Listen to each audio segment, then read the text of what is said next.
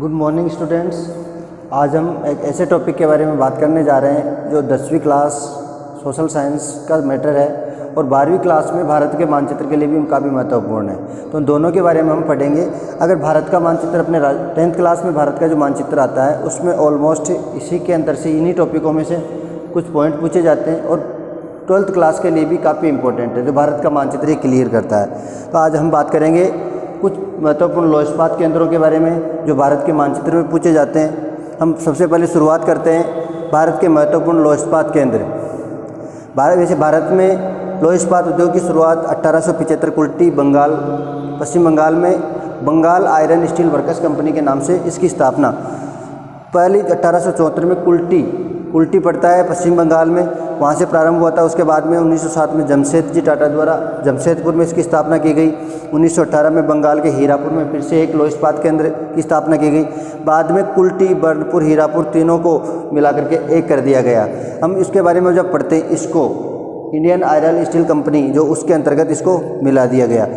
अब शुरू से बात करते हैं कि भारत के महत्वपूर्ण लौह इस्पात केंद्र कौन से। तो एक केंद्र का नाम सुना होगा, पहले इस केंद्र को जाना जाता था Mysore iron and steel workers.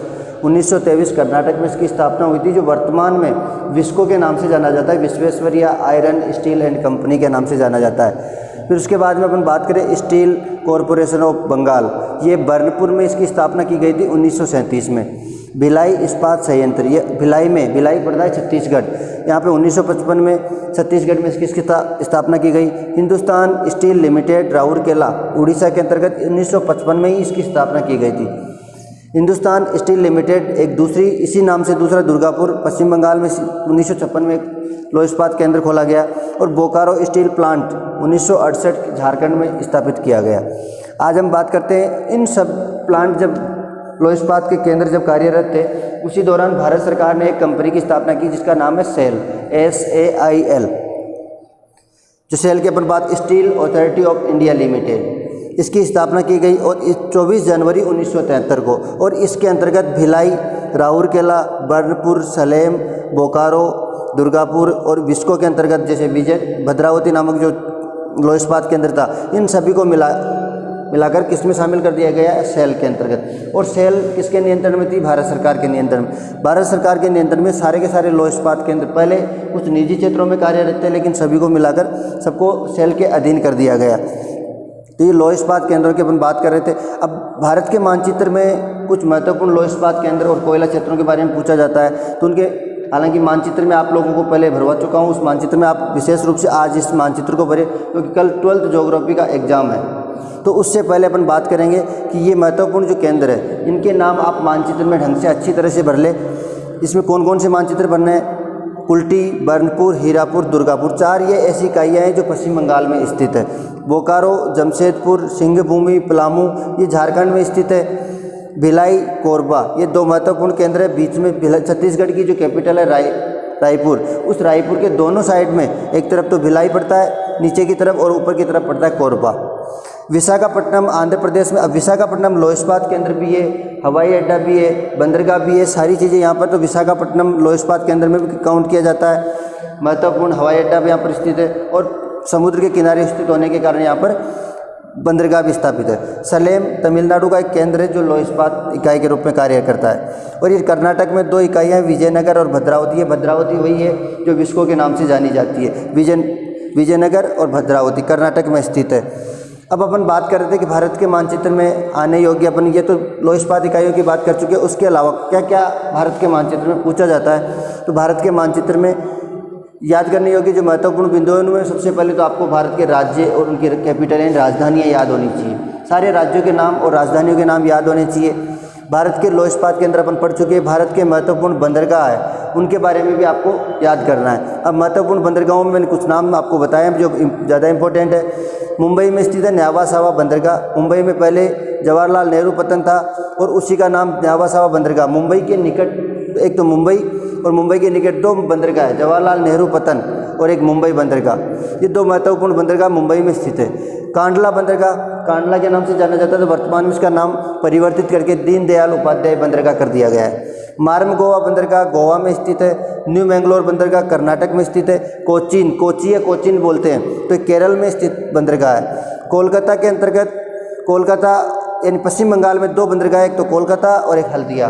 Kolkata तो उसकी कैपिटल है और हल्दिया नीचे वाले पार्ट पे। और यहाँ से एक गंगा नदी से एक नदी निकलती है, हुगली नदी, उस पर बनाया हुआ बंदरगाह है कोलकाता बंदरगाह और हल्दिया। पारादीप बंदरगाह जो पड़ता है वो उड़ीसा में पड़ता है। और पोर्ट ब्लेयर, अंडमान निकोबार की अपन कैपिटल की बात करें यानी राजधानी की, तो राजधानी क्या है? Port Blair. तो पोर्ट ब्लेयर एक बंदरगाह के रूप में भी जाना जाता है। तमिलनाडु जो है उसके अंतर्गत 2 बंदरगाह है, तूतीकोरन और एन्नोर। एन्नोर बंदरगाह चेन्नई में स्थित है और तूतीकोरन नीचे वाले जो पार्ट है उसके पास में स्थित है। अब आप इसको तूतीकोरन को मैं आपको कई बार बता चुका हूँ। एन्नोर चेन्नई प्रॉपर जो चेन्नई का पॉइंट जहाँ मार्क किया जाता है, उस चेन्नई यानी अपनी जो बॉर्डर लाइन है आंध्र प्रदेश की और तमिलनाडु की, उसमें आंध्र प्रदेश वाला जो पार्ट है, ऊपर वाला जो पार्ट है, उस बॉर्डर के अंतर्गत एक नाम सुना है आपने, अपने परमाणु केंद्र है वहाँ पे, श्रीहरिकोटा। तो वो ऊपरी भाग में और नीचे वाले पार्ट में पड़ता है चेन्नई। तो उस चेन्नई में स्थित है एन्नोर बंदरगाह।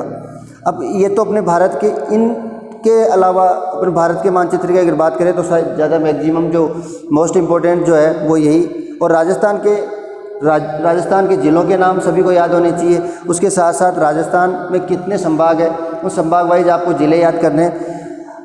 राजस्थान में और क्या पूछा जा सकता है? राजस्थान में कुछ महत्वपूर्ण सीमेंट केंद्र है, जैसे गोटन नागौर में स्थित है जो जेके सीमेंट का उत्पादन करता है। मांगलोर चित्तौड़गढ़ में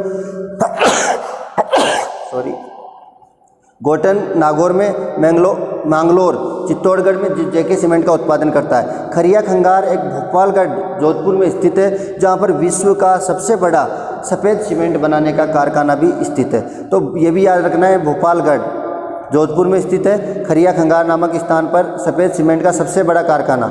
लाखेरी जहाँ पर सीमेंट का उत्पादन सबसे पहले राजस्थान में किया गया था, ये भी महत्वपूर्ण केंद्र है। तो ये सीमेंट के कुछ महत्वपूर्ण उत्पादन। और साथ ही साथ हम जानते हैं कि राजस्थान में तांबा का एक महत्वपूर्ण जो केंद्र है वो है खेतड़ी, सिंगाना खेतड़ी, जिसको जो झुंझुनू में स्थित है।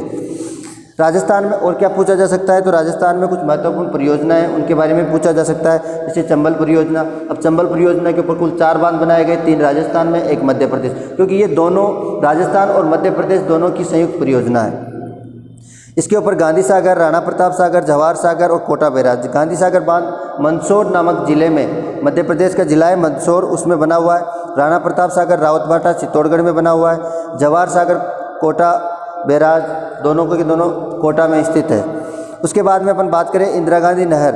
इंदिरा गांधी नहर पश्चिमी राजस्थान के लिए मरुगंगा के नाम से भी जानी जाती है और पश्चिमी राजस्थान के लिए काफ़ी महत्वपूर्ण है, क्योंकि पश्चिमी राजस्थान अपना मरुस्थलीय क्षेत्र है, डेजर्ट एरिया है। तो उस डेजर्ट एरिया में पानी की सप्लाई के लिए इंदिरा गांधी नहर का निर्माण किया गया, जो काफ़ी महत्वपूर्ण है। इससे बहुत सारी कैनाल या छोटी छोटी नहरें निकाली गई और उसके माध्यम से उसके आसपास वाले क्षेत्रों में वहाँ के लोगों को सिंचाई और पेयजल के लिए जल उपलब्ध करवाया जाता है। फिर हम बात करें बिशलपुर परियोजना।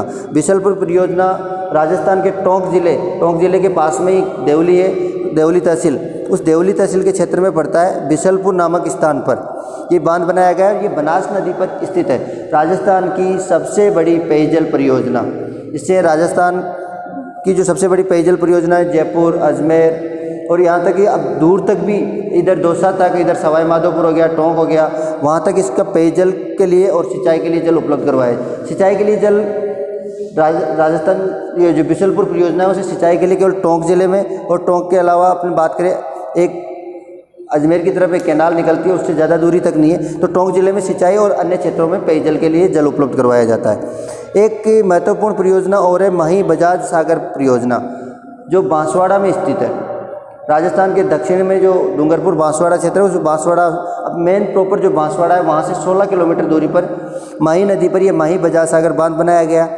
एक आपने नाम सुना हो इसी क्षेत्र, ये काफ़ी प्रसिद्ध क्षेत्र है, डूंगरपुर में बेणेश्वर धाम, बेणेश्वर नामक स्थान पर सोम और माही नदियों के संगम पर ये जो आदिवासी जनजातियाँ होती हैं उनका एक काफ़ी महत्वपूर्ण महाकुंभ के नाम से जाना जाने वाला एक मेला लगता है। और ये मेला माघ शुक्ल पूर्णिमा, माघ महीने हिंदी महीने जो होते हैं उसमें माघ शुक्ल पूर्णिमा को इसका सोम और माही संगम पर, त्रिवेणी संगम, 3 नदियाँ मिलती है यहाँ पर, उस संगम पर इस मेले का आयोजन किया जाता है।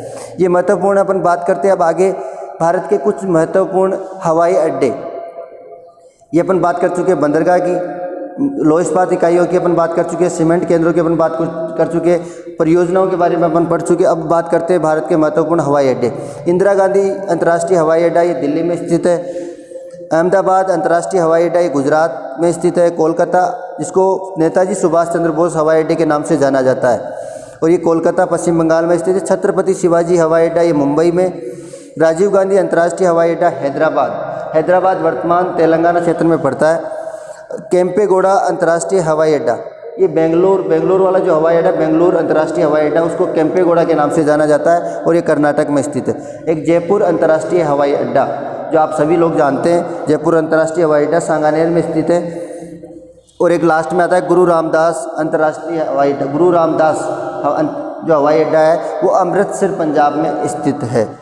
अब इसके अलावा अपन बात कर चुके हैं भारत के मानचित्र को क्लियर करता है, जो 10वीं और 12वीं के स्टूडेंटों के लिए काफ़ी महत्वपूर्ण है। इस के लिए मैंने केंद्रों के नाम बताए। मानचित्र में आपको पहले भर के कई बार बता चुका हूँ, लेकिन इसको दोबारा से आपको मानचित्र में भर के देखना है बिना देखे।